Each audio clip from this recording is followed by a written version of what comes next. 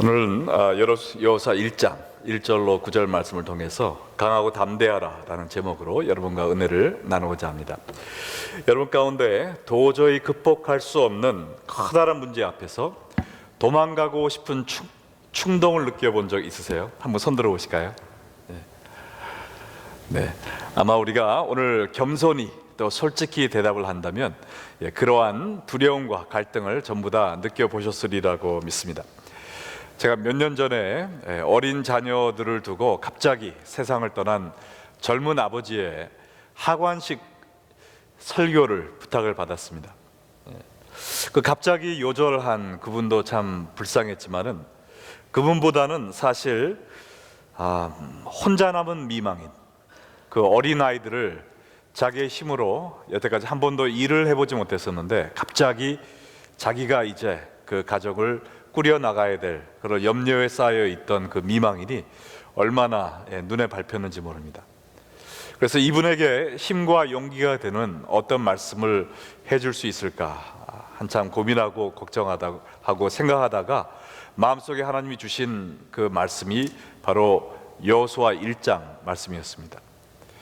왜냐하면 여호수아 1장에 나온 이 여호수아의 모습이 남편을 잃고 어떻게 이 자녀들을 키울 것인가 걱정하고 있던 그 어머니의 심정과 비슷했기 때문에 그렇습니다. 여호수아의 때는 주전 1405년 새해 벽 뒤였습니다. 그동안 이스라엘 사람들이 철석같이 믿었던 모세가 죽었습니다. 모세는 그들을 애굽의 종살이에서 구해낸 사람이었습니다. 지난 40년 동안 물도 없고 음식도 없는 광야에서 그들을 먹이고 입히고 이끌었던 이스라엘의 위대한 지도자였습니다. 근데 바로 앞에 있는 신명기 마지막 장에 나오는 것 같이 이 모세가 죽고 이제 장례식을 치렀습니다. 그들의 앞에는 요단강이 가로막혀 있었고 하나님이 약속으로 주신 이 가나안 땅에 들어가라는 사명을 받고 있었는데 그 사업을 인도할 사람이 바로 여호수아였습니다. 근데 이 여호수아가 얼마나 떨리고 두려웠을까요? 한 번도 앞장서서 무슨 일을 해본 적이 없습니다.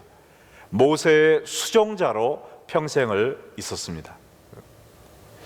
내가 감히 위대한 종 모세의 그러한 신발을 채울 수가 있을까?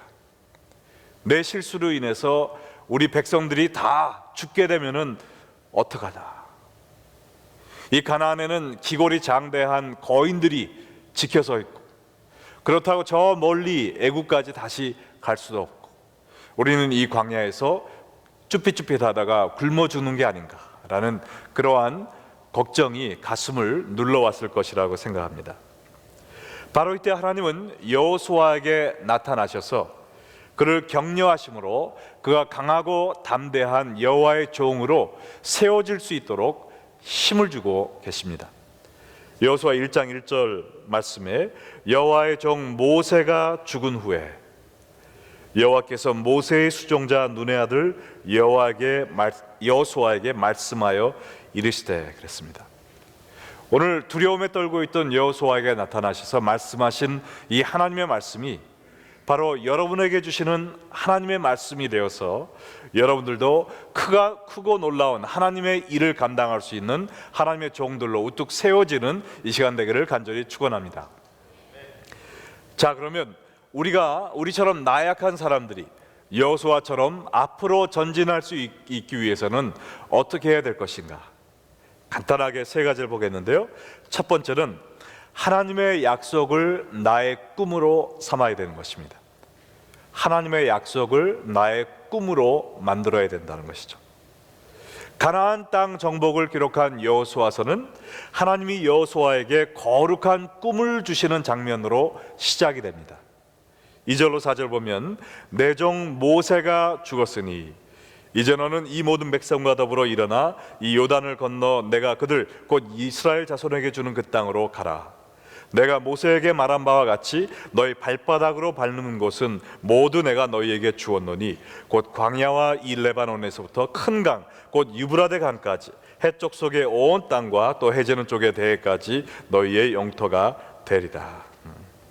하나님은 여호수아에게 하나님이 약속하신 가나안 땅으로 들어가라라는 꿈과 비전을 주셨습니다.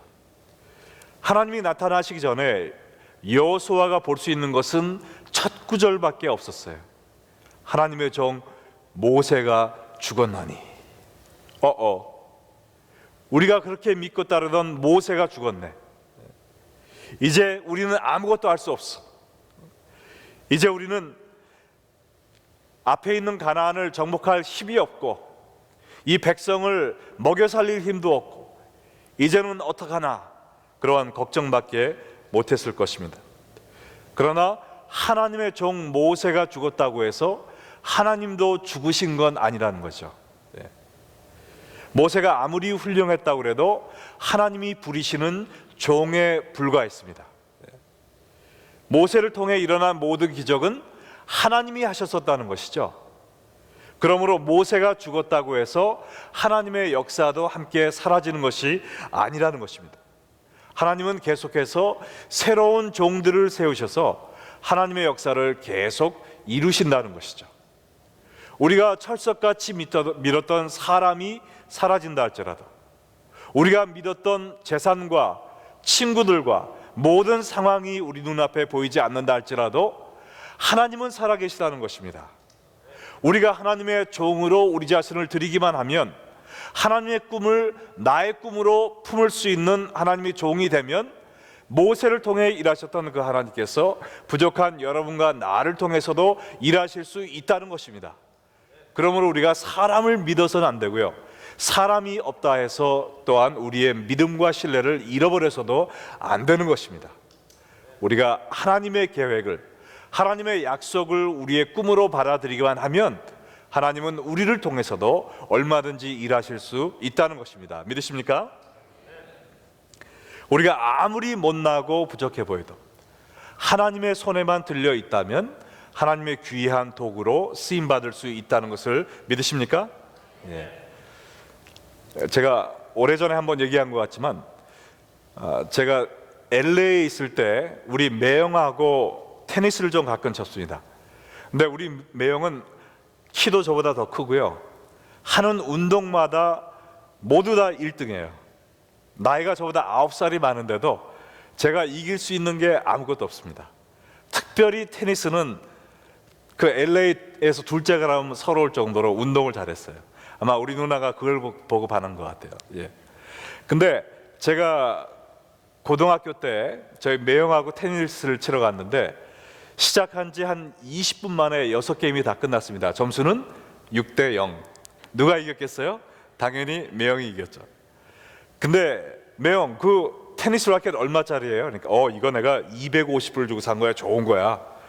근데 저는 그때 10얼마 주고 아주 안 좋은 걸 샀었거든요. 그래서 그래서 내가 졌구나, 나하고 바꿔서 한번 쳐봐 하고선 저희 매형이 15불짜리를 치고 제가 250불짜리를 들고 쳤습니다. 두 번째 세트는 시간이 더 빨리 끝났어요. 점수는 똑같이 6대0. 누가 이겼을까요? 제가요? 꿈도 못 꾸죠. 저의 매형이 또 이겼습니다. 아무리 좋은 라켓이지만은 실력이 없는 제 손에 들렸을 때는 무용지물이었어요. 그러나 아무리 허름한 낡은 싸구려 라켓이었지만 실력이 좋은 우리 매형의 손에 잡히니까 그게 훌륭한 도구가 되었던 것입니다. 우리는요, 얼마나 많은 재능을 갖고 있는가가 중요한 것이 아닙니다. 내 재능이 누구의 손에 들려 있는가, 나의 소원이, 나의 열정이, 나의 건강이, 나의 헌신이 누구의 손에 들려가 있는가에 따라서 나의 삶에 나타나는 결과는 판이하게 다르다는 것이죠. 모세를 통해서 한 모든 역사는요, 모세가 한 것이 아니었다는 것이죠. 모세라는 도구를 쓴 하나님이 다 하셨다는 것이죠. 이와 같이 가나안 정복의 역사도 하나님은 내가 하리라 라고 말씀을 하고 계십니다. 2절에 보면 내가 주는 땅으로 가라. 3절에 보면 너희 발바닥으로 밟는 땅을 모두 내가 너희에게 주었나니, 과거형으로 나와 있습니다. 이미 줬다는 거예요. 가서 밟기만 하라는 것입니다. 4절에 남쪽 아라비아 사막부터 북쪽 레바논까지, 동쪽 유브라데 강부터 서쪽 지중해 연안까지 이 모든 것이 다 너의 영토가 되리라. 하나님이 하시겠다고 지금 말씀하고 계십니다.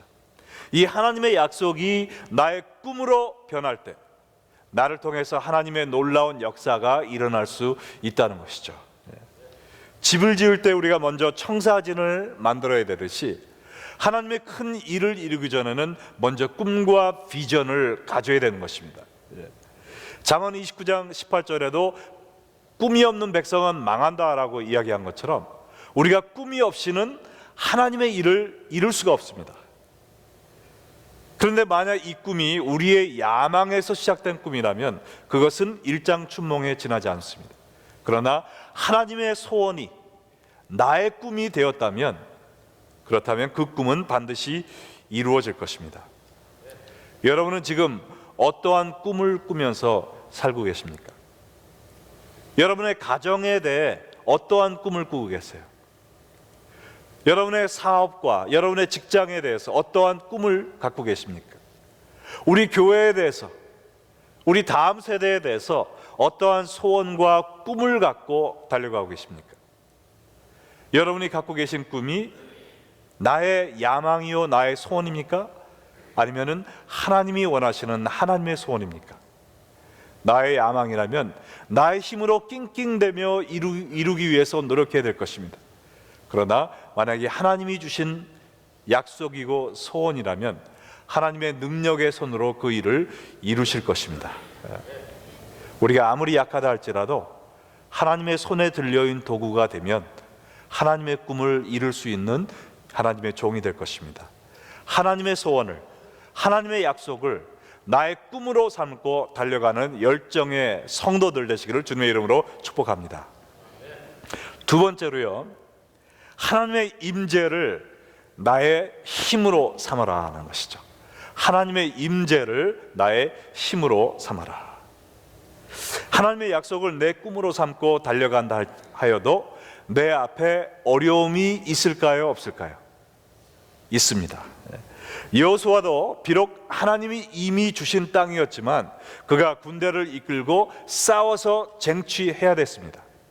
적들이 막고 있었습니다.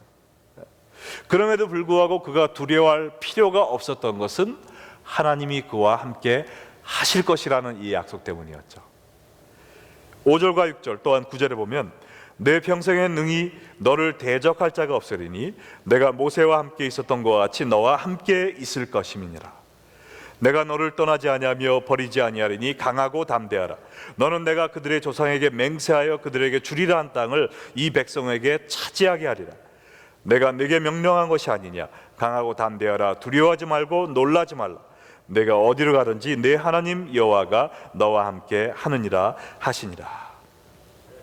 과거 12명의 정탐꾼들이 가나안 땅을 정탐하러 갔다 와서 10명은 뭐라고 그랬습니까? 낙심해서 우리는 도저히 그 땅을 정복할 수가 없습니다. 그 거인들에 비하니까 우리는 메뚜기 같습니다 라고 이야기했죠. 그때 여호수아와 갈렙은 뭐라고 그랬죠? 저들은 우리의 밥이다 그랬습니다. 어떻게 똑같은 사람들이 똑같은 땅을 보고 왔는데 10사람은 그렇게 낙심하고 비관적인 이야기를 했고 2사람은 긍정적인 믿음의 이야기를 할 수 있었을까요? 그 10사람은요 가나안 사람들을 자기에 비교한 거죠. 그러니까 우리는 메뚜기와 같다, 아무것도 할 수 없다, 밟혀 죽을 것이다 얘기를 했죠. 그러나 여호수아와 갈렙은 무엇을 했습니까? 그 사람들을 하나님의 능력에 비교했던 것입니다. 그랬더니 저들은 우리의 밥이다, 왜냐하면 하나님이 우리의 힘이 되어주시기 때문에 라고 고백할 수 있었던 것입니다. 과거 젊은 시절부터 하나님을 믿고 두려워하지 않았던 여호수아에게 하나님은 다시 한번 말씀해 주십니다. 내가 너와 함께 할 것이기 때문에 너는 강하고 담대하라. 5절에 보니까 내 평생에 너를 대적할 자가 없으리다. 왜요? 내가 모세와 함께 있었던 것처럼 너와도 함께 있기 때문이다 그랬죠. 강하고 담대하라. 6절에 왜요? 너희가 군인이 많으니까? 신형 무기가 더 많으니까? 아니죠. 내가 너를 떠나지 아니하며 버리지 아니할 것이기 때문에. 9절에 강하고 담대하며 두려워하거나 놀라지 말라. 왜요? 네가 어디로 가든지 무엇을 하든지 내 하나님 여호와가 너와 함께할 것이기 때문에 라고 말씀하고 계십니다. 그러면 영적 전쟁에 나선 여러분과 제가 가져야 될 가장 중요한 훈련은 무엇입니까? 이단 옆차기, 그냥 돌려차기 그런 거 연습해야 되나요? 은행에 두둑한 잔고를 쌓아놓는 게 우리의 할 일입니까? 많은 사람들과 인맥을 쌓으면서 막 커넥션 만드는 거, 이게 우리의 할 일입니까? 가장 중요한 영적 전쟁을 위한 훈련이 무엇입니까? 하나님과 함께 있는 훈련이죠. 우리의 힘은 뭐라고 그랬어요? 우리가 어떠한 어려움을 당해도 걱정하지 않도록 해주는 한 가지 우리가 믿는 백이 있는데, 그 백은 무엇이냐? 하나님이 우리와 함께하는 것이라고 그랬습니다. 그러므로 우리가 취해야 될 가장 중요한 훈련 과정은 하나님과 함께 있는 훈련입니다.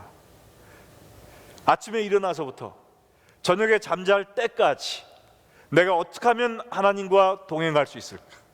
말씀을 묵상하며 운전할 때도 찬양을 드리며 또 기도하면서 사람들과 대화할 때도 그냥 헛소리, 그냥 세상 얘기만 하고 끝나는 것이 아니라 하나님의 사랑으로 서로를 위해서 격려해주고 또 기도해주고 주의 일을 섬기고 자녀들을 또 말씀으로 양육하면서 하루 종일 내가 어떻게 하면 하나님과 함께 동행할 수 있을까? 그 행동을 하는 사람이 바로 영적인 전쟁에서 승리할 수 있는 사람인 것을 믿으시기 바랍니다. 여러분이 영적 전쟁을 쫙 할 때 칼을 뽑는데요, 만약에 여러분의 칼의 길이가 내가 하루 동안 살면서 하나님과 같이 있는 시간이라고 보면 여러분이 칼을 쫙 뽑았을 때 그 칼 길이가 얼마나 될까요? 길을까요? 아니면 1cm밖에 안 될까요? 영적 전쟁의 승패는요, 내가 하나님과 얼마나 함께 거하는 삶을 사는가에 달려 있습니다. 정말 여러분은 하나님의 임재를 여러분의 힘으로 삼아서, 하나님의 소원을 여러분의 꿈으로 삼아서 하나님의 큰 일을 감당하시는 여호수아와 같은 분들이 되시기를 축원합니다. 마지막으로요, 하나님의 말씀을 나의 삶으로 삼으라는 것입니다. 하나님의 말씀을 나의 삶으로 삼으라. 7절과 8절에 보니까 오직 강하고 극히 담대하여 나의 종 모세가 내게 명령한 그 율법을 다 지켜 행하고 우로나 좌로나 치우치지 말라. 그리하면 어디로 가든지 형통하리니 이 율법책을 내 입에서 떠나게 하지 말며 주야로 그것을 묵상하여 그 안에 기록된 대로 다 지켜 행하라. 그리하면 내 길이 평탄하게 될 것이며 내가 형통하리라. 자, 여기 7절과 8절에 보니까요, 강하고 담대하게 사는 것이 무엇입니까?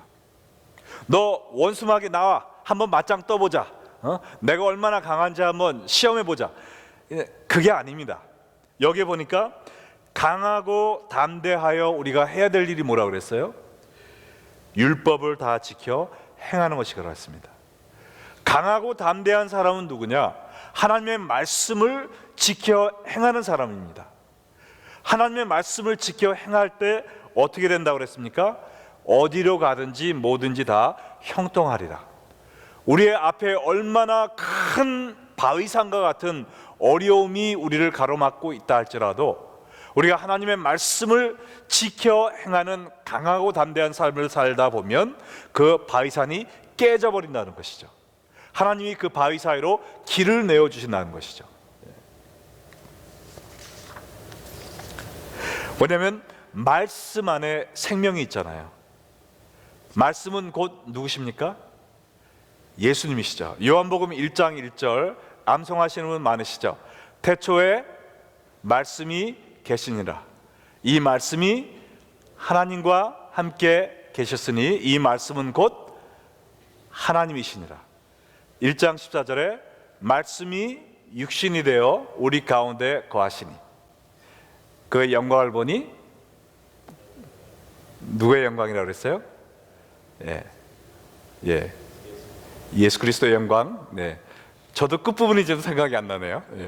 자, 말씀이 육신이 되어 예수님이십니다. 말씀이 곧 살아계신 예수님이세요.